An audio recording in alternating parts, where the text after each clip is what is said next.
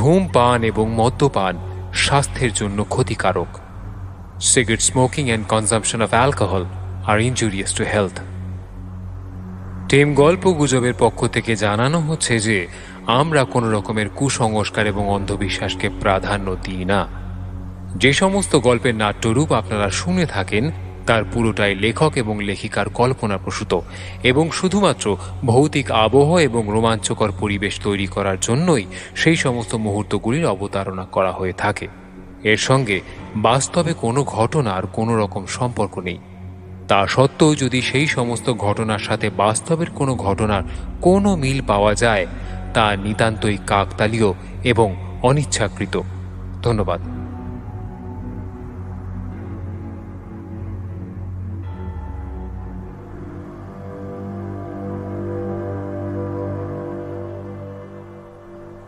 কিছু কিছু বিষয়কে অজানার অন্ধকারে থাকতে দিলেই বোধহয় ভালো হয়, কিন্তু সময় বিশেষে যখন হঠাৎই আমরা সেই বিষয় বা বস্তুটির সম্মুখীন হই তখন কিছুক্ষণের জন্য আমাদের বাহ্য জ্ঞান হঠাৎই লুপ্ত হয় ও আমাদের মনকে গ্রাস করে পৃথিবীর আদিমতম রিপু কাম।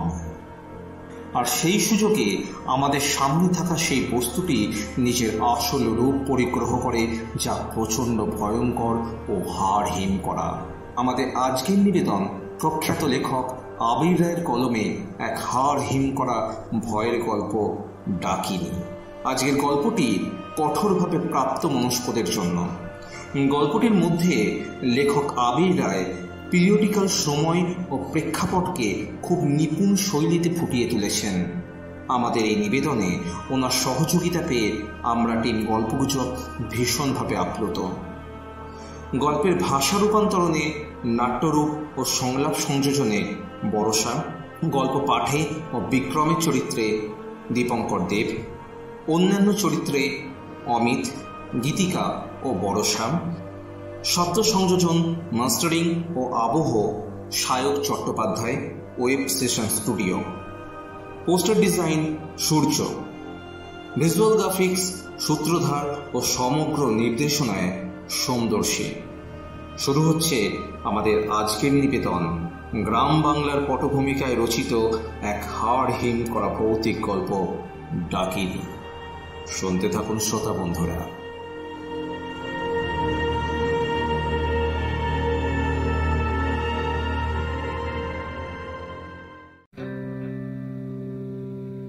ডক্টর বিক্রম দেব চট্টোপাধ্যায় মহাশয় সমীপেশু।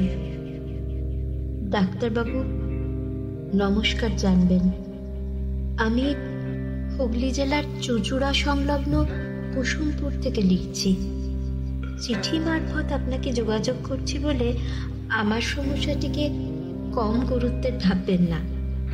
সমস্যাটি আমার একমাত্র কন্যাটিকে নিয়ে। সমস্যাটি এমন যে তাকে সর্বক্ষণ একজন চিকিৎসকের তত্ত্বাবধানে রাখার প্রয়োজন হয়ে পড়েছে। আমার প্রয়াত স্বামী ঈশ্বরপ্রসাদ লাহিড়ীর পৈতৃক ভবনটিতেই আমাদের নিবাস। ওনার আশীর্বাদে জমি জমা ও এস্টেটের খাজনায় আমাদের অবস্থা মোটের ওপর সচ্ছল বললেই চলে। কাজে আপনার বসবাস ও আহারের কোনো অসুবিধা হবে না। আপনার মাইনে মাসিক 70 টাকা অবধি আমি দিতে সক্ষম। আপনার উত্তর যত শীঘ্র সম্ভব জানালে আমি বাধিত হব। ধন্যবাদ। আনতে বিনীতা পার্বতী লাহিড়ী, 19/2/1932, লাহিড়ী নিবাস, গ্রাম কুসুমপুর, থানা চুঁচুড়া, জেলা হুগলি। চিঠিতে দুটি বৈশিষ্ট্য বিশেষভাবে আমার দৃষ্টি ও মাথা দুই আকর্ষণ করল। প্রথমত, পার্বতী লাহিড়ীর লেখনীর পরতে পরতে অনুরোধের সুর থাকলেও একবারও উনি সরাসরি আমায় অনুরোধ করেননি। কথার ফাঁক গলিয়ে বুঝিয়ে দিয়েছেন তার অনুনয়। দ্বিতীয়ত, তার কন্যার রোগটি যে আসলে কি তা তিনি কোথাও লিখেননি, অথচ মাইনের কথা তিনি বেশ স্পষ্ট করে উল্লেখ করেছেন। এর থেকেই বোঝাই যায় যে বড় ঘরের গৃহিণীর বৈষয়িক শিষ্টতা থাকলেও বিনম্রতার উপর বহু পুরনো হারানো দম্ভের ঘোমটা পড়েছে। সেকালে কলকাতা শহরে সাহেব ডাক্তারদেরই কদর ছিল বেশি। নীলরতন সরকার বা বিধান রায় মানের না হলেও দুর্ভিক্ষের বাজারে শাঁসালো রুগী জোটা ছিল অত্যন্ত ভাগ্যের ব্যাপার। আর আমার মতো সদ্য পাশ করা জেনারেল ফিজিশিয়ানদের কপালে আধপেটা খাওয়া আন্ত্রিকের রোগী বা এলোপাথারি ম্যালেরিয়ার কেসের রোগী ছাড়া কেউ বড় একটা আসতো না। কাজেই পশার তো দূরের কথা, মাসের শেষে নিজের বাসের ট্রামে ওঠার খরচটা উঠে গেলেই নিজেকে ধন্য মনে করতাম। এমন অবস্থায় মাসে 70 টাকার লোভ সম্বরণ করাটা আমার পক্ষে ছিল অসম্ভব। করলামও না। বেশি ভাবাভাবি না করে পরদিনই লিখে দিলাম যে আগামী 8ই মার্চ আমি কুসুমপুরে আসছি। সাথে এও অনুরোধ জানালাম যে আমাকে পথ চিনিয়ে দেওয়ার জন্য যেন চুচুড়া স্টেশনে অবশ্যই কাউকে পাঠানো হয়। নির্দিষ্ট দিনে হাওড়া স্টেশন থেকে রেলে চেপে বসলাম। 1-1.5 ঘন্টার বেশি লাগার কথা নয়, অর্থাৎ বিকেলের আগেই চুচুড়া পৌঁছে যাব। রেলগাড়ি শহর ছেড়ে যেতেই বাইরের দৃশ্য বদলে গেল। দুদিকে দিগন্ত বিস্তৃত শ্যামল প্রান্তর, তার মাঝখান দিয়ে ছুটে চলেছে ইস্ট ইন্ডিয়া রেলওয়েজের কয়লার ইঞ্জিন। বাইরে পরন্ত শীতের উজ্জ্বল দুপুর, গাছের ডগায় ডগায় ঝলমলে রোদ। কয়লার ইঞ্জিনের শব্দে পাখির কলতান ঢাকা পড়লেও গাড়ি শহর ছেড়ে গ্রামের প্রান্তরে পড়তেই বেশ বোঝা গেল বসন্ত প্রায় সমাগত।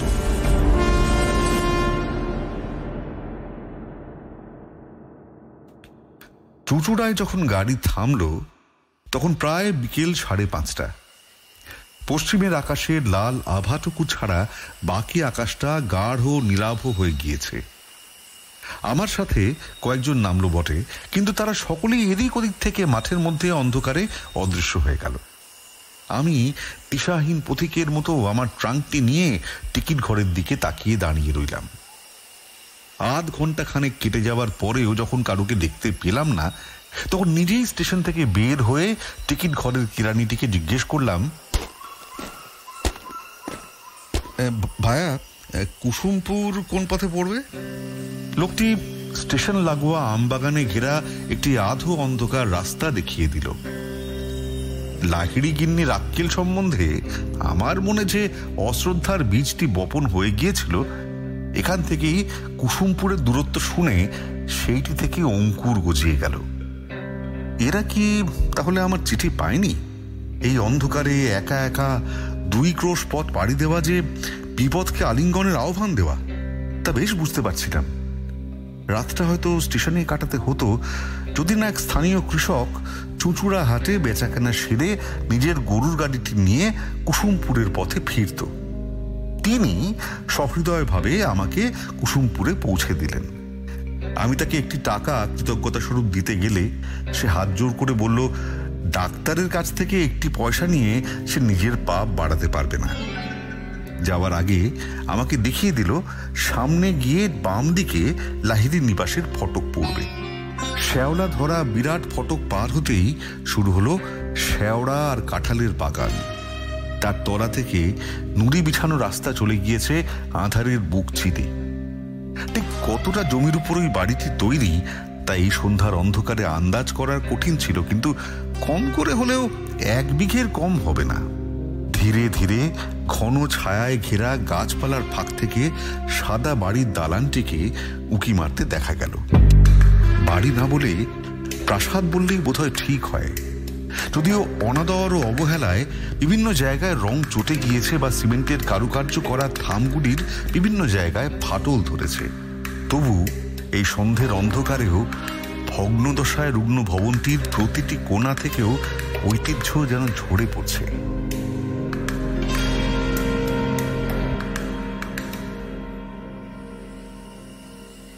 উঠোনের মাঝখানে এসে দাঁড়ালাম। প্রকাণ্ড আধার ঘেরা প্রাসাদের সামনে দাঁড়িয়ে নিজেকে বড় ক্ষুদ্র আর নির্বল মনে হতে লাগলো। ট্রাঙ্কটা শান বাঁধানো উঠোনের উপর নামিয়ে রাখলাম। এরা কি কেউ বাড়ি নেই, নাকি আমি আসবো সেই আশাই করেননি? ঝিঁঝি ডাকতে আরম্ভ করেছি ঝোপের অন্তরে অন্তরে। আকাশে দিনের আলোর শেষ রেশটুকুও মুছে যাচ্ছে। একবার হাঁক দেওয়াই যাক না, মনে মনে ভাবলাম। গলা বাড়িয়ে হাঁক দিতে যাব এমন সময় একতলার বারান্দার কোণে একটি টিমটিমে আলো দেখতে পেলাম। ক্রমে সেটি বড় হতে হতে উঠোনে আমার সামনে এসে দাঁড়ালো। কোনো সন্দেহ নেই, ইনি এস্টেটের মালকিন পার্বতী লাহিড়ী।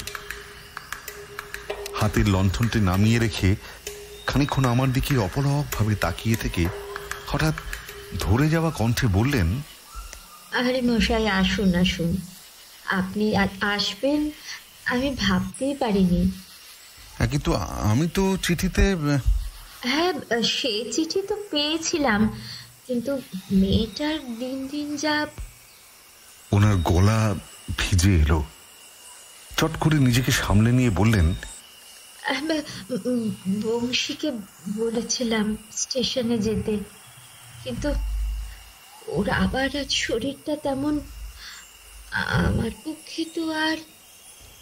না না, ঠিক আছে।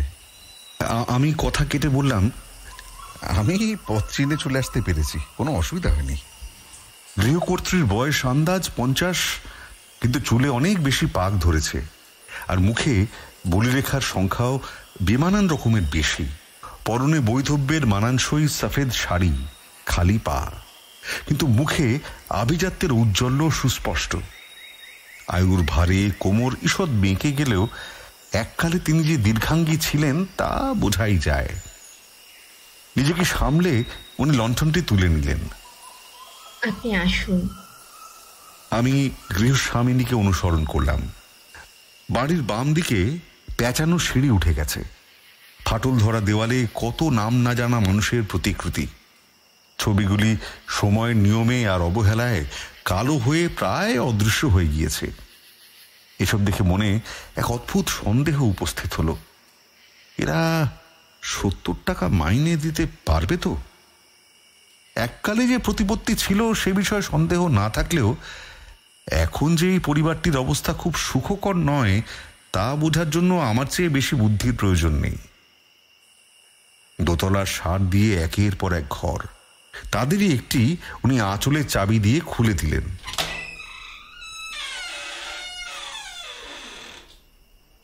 বেশ পরিষ্কার পরিচ্ছন্ন। ঘরে খাট, টানা পাখা, জলের কুজো ও একটি লণ্ঠনও রাখা আছে।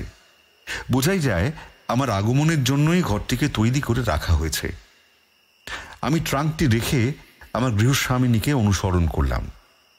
এবার উনি দুটো ঘর ছেড়ে আমায় নিয়ে সিঁড়ির কাছের একটি ঘরে ঢুকলেন। এই ঘরটিকে বৈঠকখানা বলা চলে। 3 দিকে 3টি পুরনো সোফা ও মাঝখানে একটি দামি মার্বেলের টেবিল। লণ্ঠনটিকে টেবিলের মাঝখানে রেখে আমরা বসলাম।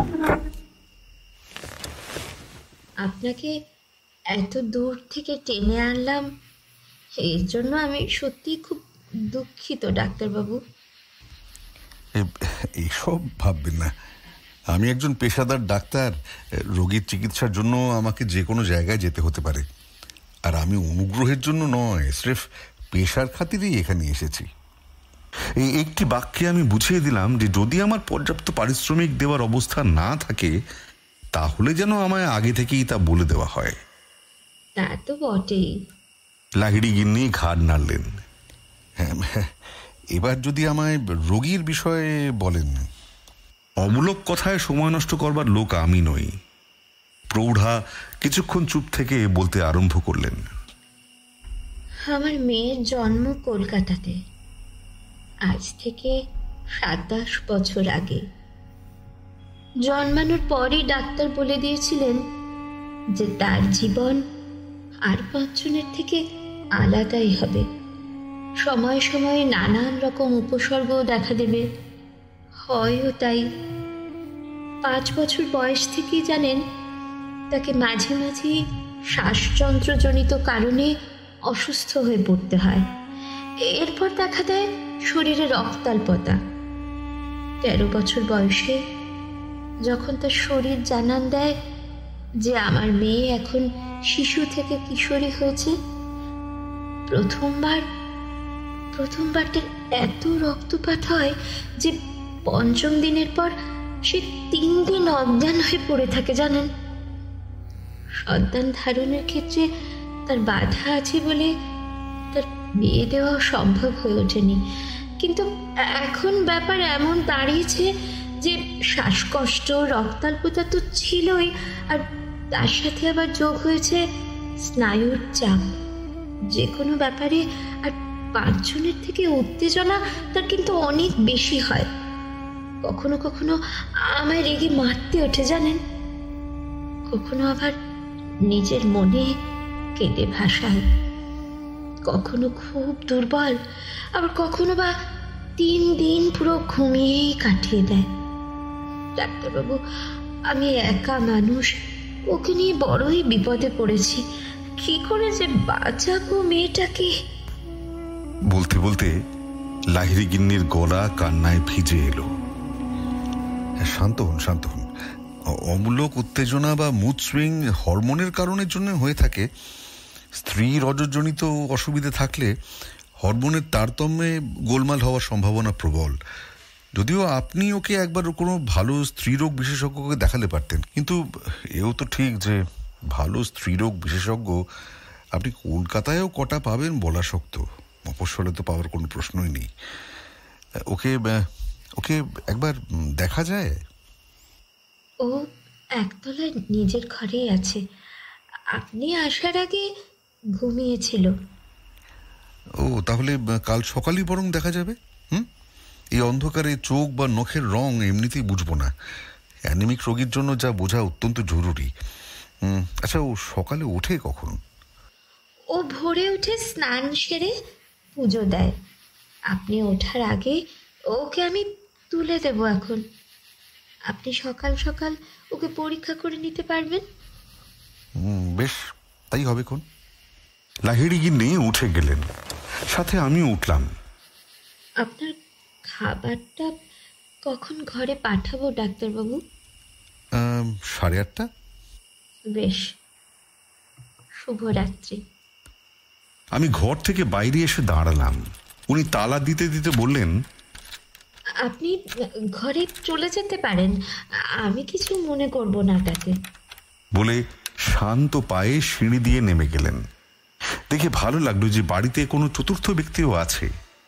কাঁটায় কাঁটায় 8:30টায় আমার ঘরে কাঁসার থালায় খাবার নিয়ে এলো এক অতি বৃদ্ধ ভৃত্য। তোমায় তো আগে দেখিনি, আমি বললাম। আমার কথায় ভৃত্যটি কোনো রকম উত্তর দেওয়া দূর, তার সামান্যতম অভিব্যক্তির পরিবর্তনও ঘটল না। এমনকি সে আমার দিকে মুখ তুলে একবার তাকালো পর্যন্ত না। আমার মনে হলো সে হয় চোখে কম দেখে, না হয় বধির, বা উভয়ই।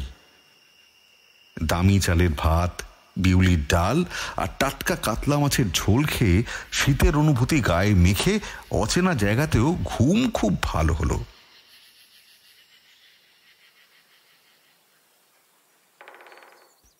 যখন চোখ মেললাম তখন প্রায় সকাল 6:30। পাশের কল ঘরে গিয়ে চোখে মুখে জল দিয়ে বারান্দায় এসে দাঁড়ালাম।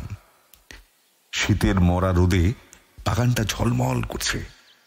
দূরে পশ্চিম দিকে ঠাকুর ঘর, আর তার সামনে আমার চোখ হঠাৎ আটকে গেল। আগাম বসন্তের এক ঝলক হাওয়া যেন আমার চোখে মুখে ঝাপট লাগিয়ে গেল। ঠাকুর ঘরের সিঁড়িতে ফুলের সাজি হাতে দাঁড়িয়ে আছে একটি মেয়ে। গায়ে আধ ভেজা ফিনফিনে শাড়ি, যা তার সিক্ত খোলা পিঠের উপর জায়গায় জায়গায় চেপে বসেছে। মুখখানি যেন এক টুকরো হিরে। গালে ও চিবুকের কাছে অল্প মেয়েদের ছোঁয়া রয়েছে। ঠোঁট দুটো ভরাট ও পিচ্ছিল, যেন জগতের সব রস ওই গোলাপি মাংসখণ্ড যুগলের ভেতর ঠেসে ভরা। চোখের পাতাগুলি অত্যন্ত লম্বা, ভিজে চুল খানিকটা কাঁধের উপর থেকে সামনে এলিয়ে তার ভরাট স্তনের উপর পড়েছে। তার গভীর খাঁজের ভেতর আটকানো ভিজে কাপড়ের টুকরোটি যেন বিশ্বের সমস্ত সৌভাগ্য নিয়ে সৃষ্টি হয়েছে। কোমর আর পেটের ভাঁজের উপর দিয়ে জলের ফোঁটাগুলো আলতো করে গড়িয়ে পড়ছে ও স্থান পাচ্ছে আবৃত নাভির কাম গহ্বরে। তার শরীর যেন যৌবনে ঠাসা কোনো অজানা স্বর্গ, যা শুধু বিমোহিত নয়, পুরুষকে কামুন মাত করে সহাস্যে মরতে বা মারতেও বাধ্য করতে পারে। পলকে ভুলে গেলাম যে আমি একজন চিকিৎসক, ভুলে গেলাম আমার সেবা ধর্মের শপথের কথা। আমার 24 বছরের যৌবন যেন উদ্বেলিত হয়ে উঠল শিরায় শিরায়, রন্ধ্রে রন্ধ্রে। মেয়েটি ধীর পায়ে উঠোনে ভিজে পায়ের ছাপ ফেলে বারান্দায় উঠে এলো। আমি খানিকক্ষণ সেই দিকে তাকিয়ে থেকে সরে এলাম। মেডিকেল কলেজে শোনা একটি কথা মাথার মধ্যে ঘুরে ঘুরে আসতে লাগলো। রোগী আর ডাক্তারের সম্পর্ক মোটর আর মেকানিকের ন্যায়। এতে অনুভূতি নেই, চেতনা নেই, মমতা নেই, আছে শুধু সেবা ধর্মের প্রতি নিষ্ঠা। মনের কোনায় অন্তর্যামী লামপট্ট যেন হেসে স্মরণ করিয়ে দিল, সেবা করতেই তো আমার এখানে আসা। এমন এক রোগিণীর সেবা 1-2 দিন ধরে নয়, দিনের পর দিন, রাতের পর রাত আমি করে যাব। কেউ ভুল বুঝবে না, কেউ আরোপ লাগাবে না, ডাক্তার বলে কথা। আমার ঠোঁটের কোনায় খেলে গেল এক পৈশাচিক হাসি।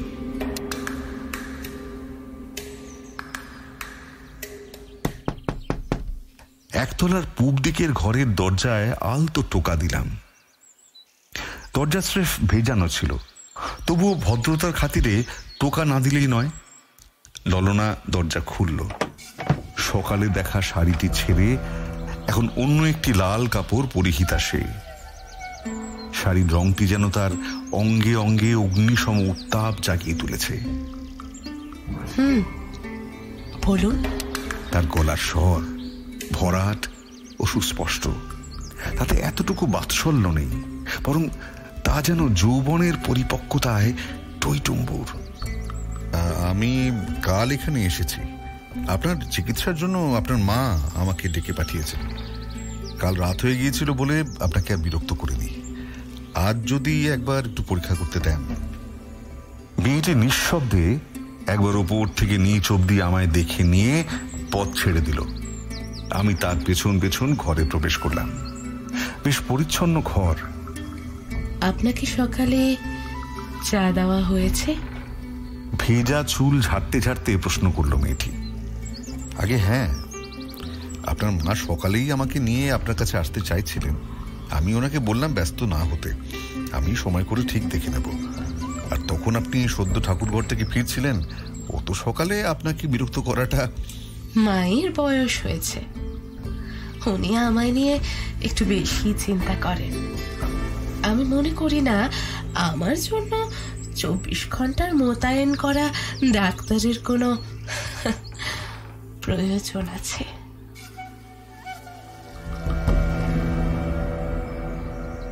আমার চোখের দিকে তাকিয়ে বলল মেয়েটি। তার উজ্জ্বল খয়েরি চোখ আর ধনুকের মতন বাঁকা ভ্রু যেন অন্তর্যামী শৈল্পিক ধৈর্য নিয়ে এঁকেছেন। আমি তার পালঙ্কের উপর সন্তর্পণে বসলাম। তারপর সাহস করে বললাম, আপনার নামটা জানতে পারি? মেয়েটি পালঙ্কের ছত্রিতে হেলান দিয়ে দাঁড়ালো।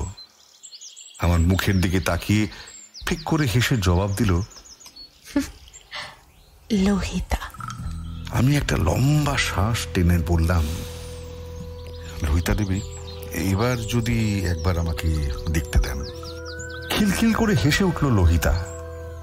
তার হাসি যেন শরদের ঝংকারের মতো পুরনো দেওয়ালগুলিতে প্রতিধ্বনিত হতে লাগলো।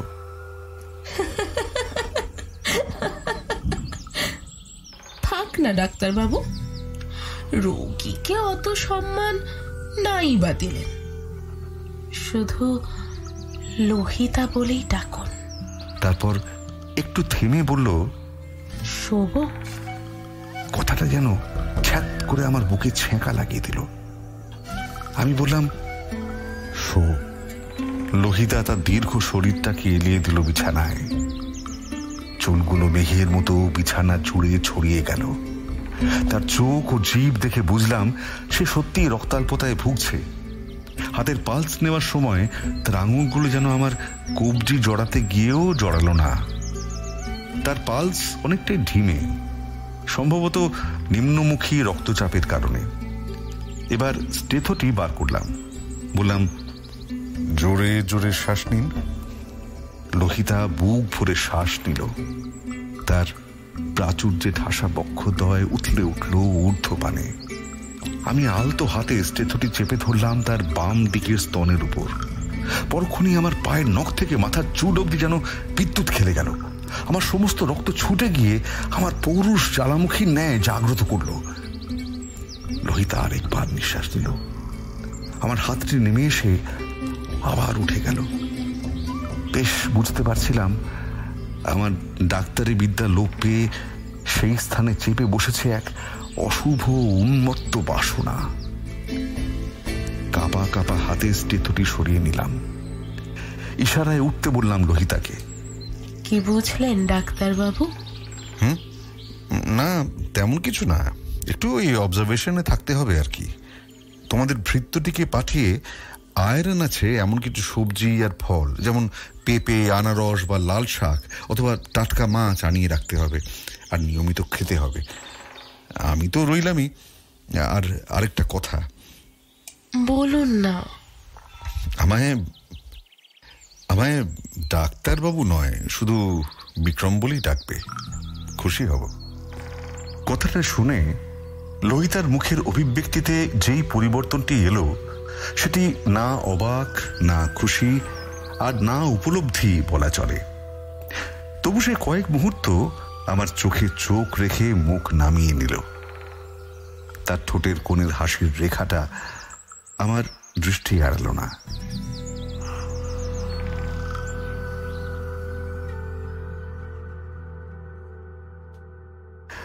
দুপুরে ঘরে খাবার দিতে এলে ভৃত্যটিকে জিজ্ঞেস করলাম, কাছাকাছি বাজার টাজার আছে নাকি? ভৃত্যটি উত্তর না দিয়ে চলে যাচ্ছিল। আমি উঠে গিয়ে তার কাঁধ ধরে ঝাঁকিয়ে আমার প্রশ্ন আবার করলাম। বৃদ্ধের এক চোখে ছানি, আরেক চোখেও যে জ্যোতি খুব প্রখর তা বলা যায় না। আমার প্রশ্নে সে দুর্বোধ্য শব্দ করে হাত তুলে দক্ষিণ দিকে দেখিয়ে দিল। বুঝলাম সে বধির নয়, তবে মুখ। মাথা নামিয়ে সে প্রস্থান করল। আমি বুঝলাম এই বাড়িতে জীবন বড়ই ধীর। লোহিতা থাকে নিজের ঘরের নিচতলায়, তার মায়ের ঘরও সম্ভবত পশ্চিম দিকেই কোথাও। ভৃত্যটির কথা বলার অযোগ্য, কাজেই এখন থেকে দিনগুলি আমার একাকিত্বের মধ্যেই কাটবে, যদি না লোহিতার সাথে আমার মিত্রতা নিবিড় আকার নেয়। আমার ডাক্তারি সত্তার পবিত্রতার উপর কখন যে ধীরে ধীরে কামের অন্ধকার ছেয়ে গিয়েছে তা বুঝলেও তাকে দমাবার চেষ্টাও করলাম না। সন্ধ্যের দিকে বাজারে সিগারেট কিনতে এসে আগের দিনের কৃষকটির সাথে সাক্ষাৎ হয়ে গেল। আমাকে আবার দেখে উনি খুব খুশি হয়ে গোসাইয়ের দোকানে কুসুমপুরের সেরা চা খাইয়ে ছাড়লেন। কথায় কথায় জানলাম তার নাম গোবিন্দ। আপনি কর্তা বাবার গিন্নির চিকিৎসা করতে এইছেন বুঝি?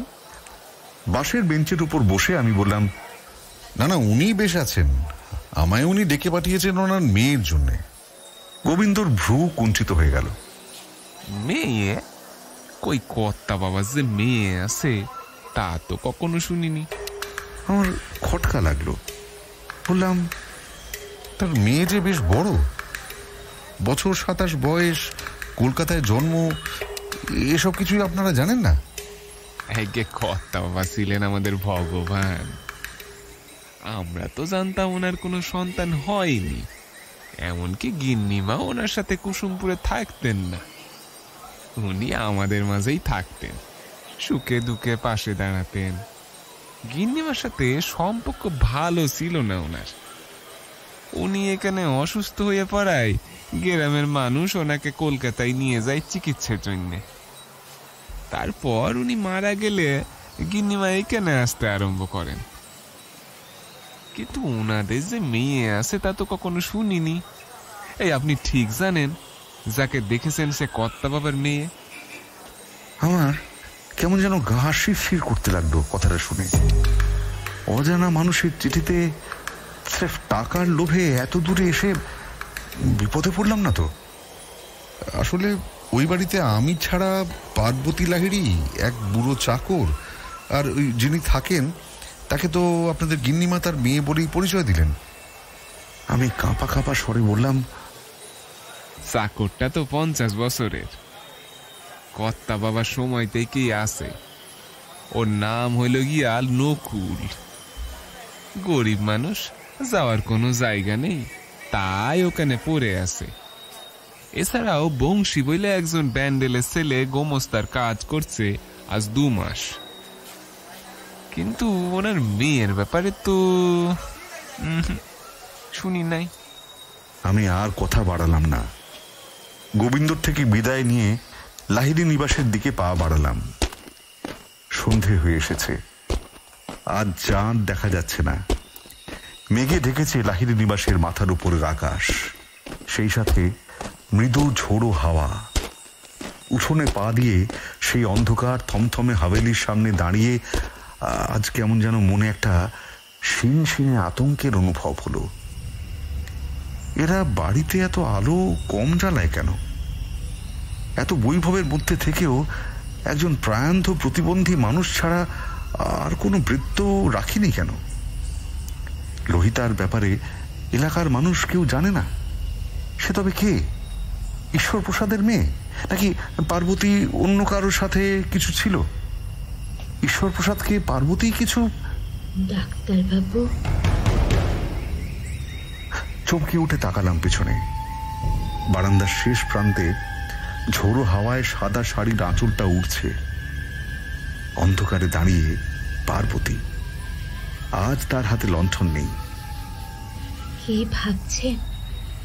অন্ধকারে একলা দাঁড়িয়ে? পার্বতী কি আমার মনের আশঙ্কা আঁচ করে ফেলেছে? না না, আমি নিজেকে সামলে নিলাম। বললাম, হ্যাঁ, না না, কিছু না, কিছু না, আমি নিজের ঘরে যাচ্ছিলাম। পার্বতী খানিকক্ষণ সেইভাবে দাঁড়িয়ে থেকে বারান্দার অপর প্রান্তে অদৃশ্য হয়ে গেল। আমি পায়ে পায়ে সিঁড়ি বেয়ে উঠে গেলাম। দোতলার বারান্দাটা ঘুটঘুটে অন্ধকার। মাঝে মাঝে অল্প বিদ্যুতের আলোতে ঝলকে উঠছে ছোপ ধরা অন্ধকারের কোণগুলো। আজ ঝিঝির ডাক নেই, কানে আসছে শুধু হাওয়ার চাপা গর্জন। ঘরে ঢুকে লম্পটি জ্বালিয়ে একটা সিগারেট ধরালাম। মনের মধ্যে অনেকগুলি প্রশ্ন উথাল পাথাল করছে। এত বড় হয়ে গেল একজন মেয়ে, অথচ কেউ সেই বিষয়ে জানবে না। দোতলায় আর একতলায় 3টে ঘর বাদে সব ঘর তালা বন্ধ থাকে কেন? বংশী ছেলেটি বা কোথায় গেল? থমথমে শুনশান লাহিড়ী নিবাসে কি সত্যি কোনো কদর্য রহস্য লুকিয়ে আছে? না, এখানে থাকাটা আর শ্রেয় নয়। মা মেয়ের ব্যবহারে আমি কোনো বেচাল না দেখলেও এই বিষয়ে সন্দেহের অবকাশ নেই যে এই পরিবারটির সাথে রাতের পর রাত এই হানাবাড়িতে সহবাস করা উচিত হবে না। ঠান্ডা মাথায় সিগারেটটি শেষ করে আমি আমার ট্রাঙ্কটি গোছাতে শুরু করলাম। আজ রাতে হয়তো কলকাতা ফেরার গাড়ি পাবো না। বাজার এলাকায় গিয়ে গোবিন্দর খোঁজ করব। সে নিশ্চয়ই আজ রাতে থাকার মধ্যে একটা জায়গা করে দিতে পারবে। তারপর কাল সকালের প্রথম গাড়ি ধরে হাওড়া ফিরে যাব। ঝোড়ো হাওয়াটা বেড়েছে। বৃষ্টি নামার আগে আমাকে বাজারে পৌঁছতে হবে। ট্রাঙ্কটা তুলে দরজার দিকে পা বাড়াবো এমন সময় বিদ্যুতের আলোয় বারান্দায় একটি অবয়বের ছায়া দেখতে পেলাম। শিউরে উঠে 2 পা পিছিয়ে এলাম। তাকিয়ে দেখি অন্ধকারে ছায়ামূর্তির মতো আমার দরজায় এসে দাঁড়িয়েছে লোহিতা। পরনে গাঢ় রক্তবর্ণ শাড়ি, চুল সুন্দর করে খোঁপা বাঁধা, কপালে লাল টিপ, নাকে নোলক, হাতে চুড়ি, যেন নিজেকে সম্পূর্ণ শৃঙ্গারে নিমজ্জিত করে আমার সামনে মেলে ধরেছে। আমি ট্রাঙ্কটি নামিয়ে রাখলাম। এই সাজে যেন এর আগে কোথাও তাকে দেখেছি, মনে পড়ল না। বিক্রম, সেই ভরাট রসসিক্ত কণ্ঠস্বর। বলো লোহিতা। আমার স্বর স্থির ও শান্ত। বুকের ভিতর রক্তবিন্দুগুলি যেন একটু একটু করে নিজেদের স্থিরতা হারাচ্ছে। আমার না তলপেটের ব্যথাটা খুব বেড়েছে বিক্রম। সেই সাথে শ্বাসকষ্ট। মনে হচ্ছে তোমার রজর সময় ঘনিয়ে এসেছে রোহিতা। তোমার এখন বিশ্রাম করা উচিত। বেশি হাঁটা চলা বা সিঁড়ি ভাঙলে রক্তপাত বেশি হবে। রোহিতা আমার পাশে রাখা ট্রাঙ্কটিকে এক ঝলক দেখে পুনরায় আমার দিকে তাকালো। তার হালকা খয়েরি চোখ দুটি স্থির, কপালের উপর এক গোছা চুল এলোমেলো উঠছে। তুমি চলে যাচ্ছ? হ্যাঁ, আমায় যেতে হবে। লোহিতা পায়ে পায়ে ঘরে ঢুকে এলো। কিন্তু কিন্তু আমার যে এখন তোমায় দরকার, খুব দরকার বিক্রম। কুমারী যুবতীর গলায় বাসনার সুর যেন শব্দে শব্দে বৃদ্ধি পাচ্ছে। তার কম্পমান চোখের তারা এখন আমার চোখের থেকে ইঞ্চিখানেক দূরে। তার শ্বাসের গন্ধ যেন সহস্র পিপে মদিরার সুবাস, যার নেশায় আমি একটু একটু করে মাতাল হয়ে যাচ্ছি। ঝড়ের শব্দ ছাপিয়ে আমার কানে আসছিল নিজের বুকের ধুকপুকুনি। একটা দমকা হাওয়া এসে ঘরের কম্পমান লম্ফের শিখাটিকে নিভিয়ে দিল, আর সেই সাথে উড়িয়ে দিল লোহিতার শাড়ির আঁচল। তার উন্মুক্ত পিঠে আমি আমার হাত রাখলাম। শরীর তো নয়, যেন ফুলের কুড়ির উপর হাত বোলাচ্ছি। আঙুলের ছোঁয়ায় বুঝতে পারছিলাম আমার স্পর্শে তার নরম পিঠে কাঁটা দিয়েছে। লোহিতার হাতের আঙুলগুলো পাঞ্জাবির ফাঁক গলে আমার বুক স্পর্শ করলো। আমার চওড়া ছাতির লোমকূপগুলো দিয়ে যেন বিদ্যুৎ খেলে গেল। তার মায়ের বড় একটি বাক্য কানে বেজে উঠল, যে কোনো ব্যাপারে আর 5 জনের থেকে ওর উত্তেজনা অনেক বেশি। ঠোঁটে কামড় দিয়ে চোখ বুঝতেই শ্বাস ফুলে উঠল লোহিতার। মাথাটা পেছন দিকে হেলে গেল আবেশে। আর পারলাম না নিজেকে ধরে রাখতে। নিচু হয়ে লোহিতাকে তুলে নিলাম আমার মজবুত 2 বাহুতে। তারপর শুইয়ে দিলাম তাকে খাটের উপর। উন্মুক্ত হয়ে ছড়িয়ে গেল তার কিশোরাশি। পাঞ্জাবিটা খুলে ছুঁড়ে ফেললাম ঘরের কোণে। তার পাশে গিয়ে শুতেই সে উঠে বসলো আমার উপরে। তার বাহু দিয়ে প্রাণ ভরে স্পর্শ নিল আমার সুঠাম কাঁধ, বুক ও বাহুর। ডান হাতে তার শাড়ি টেনে অনাবৃত করে দিলাম তার বুক। সে আলতো ঝুঁকে এলো আমার উপর। তার বুক আমার বুকের উপর, আর আমার হাত তার মাংসলো কোমরে। তারপর আমার কানে ফিসফিস করে বলল, ডাকিনি দেখেছ বিক্রম? ডাকিনি? এই কেমন প্রশ্ন! হঠাৎ লোহিতার ওজন যেন বাড়তে আরম্ভ করলো। আমার হাত দুটো নিজের কোমর থেকে ছাড়িয়ে সপাটে চেপে ধরলো নিজের 2 হাঁটুর নিচে। লোহিতার গায়ে এত জোর এলো কোথা থেকে? হাসতে আরম্ভ করেছে লোহিতা। গায়ে কাঁটা দিয়ে উঠলো আমার। সর্বশক্তি দিয়ে ছটকা মারার চেষ্টা করলাম, কিন্তু বৃথা সব চেষ্টা। কান ফাটানো শব্দে বাজ পড়ল। তার ঝলকে যা দেখলাম তাতে ভয় চিৎকার করে উঠলাম। আমার কোমরে চেপে বসেছে এক নগ্ন পৈশাচিক নারী মূর্তি। ঝড়ে তার চুল ঊর্ধ্বমুখে উঠছে। তুমি তুমি তুমি কে? আচমকায় গলাটা দিয়ে প্রশ্নটা বের হয়ে এলো। লোহিতা মুখ নামিয়ে আমার মুখের কাছে আনলো। যেই ঠোঁটে এতক্ষণ পেয়েছিলাম নেশালো সুবাস, এখন তা বদলে গিয়েছে গা গুলানো দুর্গন্ধে। তার বিভৎস খয়েরি চোখ দুটোর লোলুপ দৃষ্টি আমার দিকে। তোমায় যে আমার দরকার বিক্রম। তাজা রক্তের সুধা যে আমায় বাঁচিয়ে রেখেছে ডাক্তার বাবু। কত মাসে বংশী, আর এ মাসে তুমি। আমার রক্তপাত আমি ভরাবো তোমার রক্ত পান করে।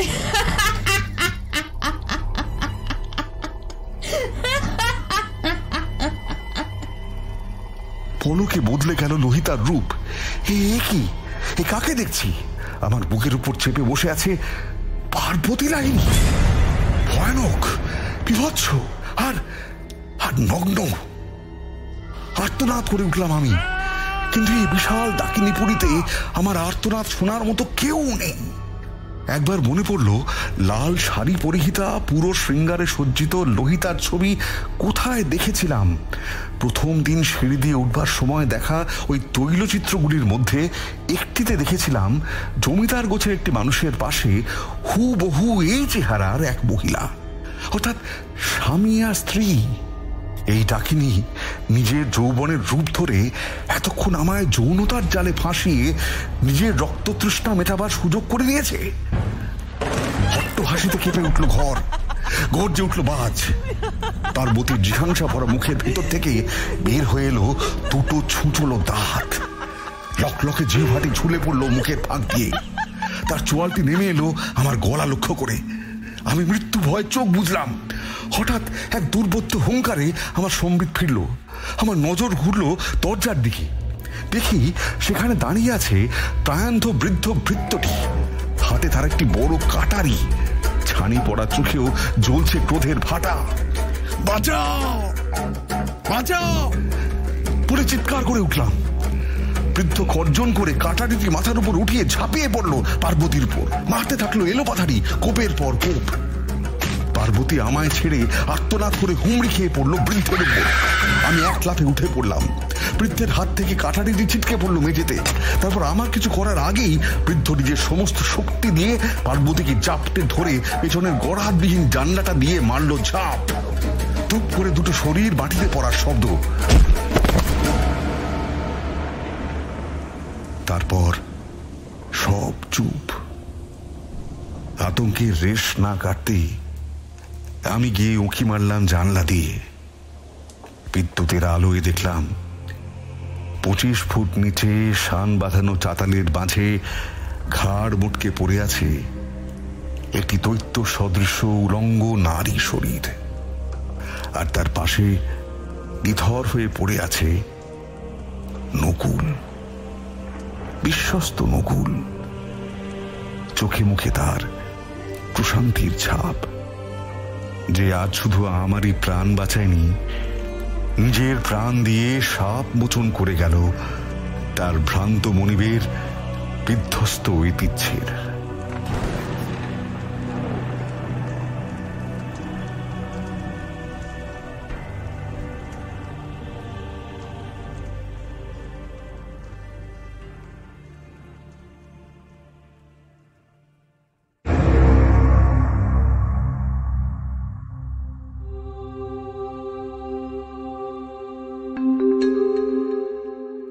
কেমন লাগলো আমাদের আজকের গল্প নিচে কমেন্ট করে জানাতে কিন্তু একদম ভুলবেন না।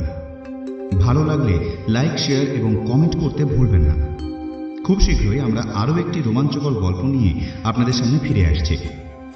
ততক্ষণ ভালো থাকুন, সুস্থ থাকুন আর শুনতে থাকুন গল্পগুজব, যেখানে গল্প হবে অল্প নয়। ধন্যবাদ।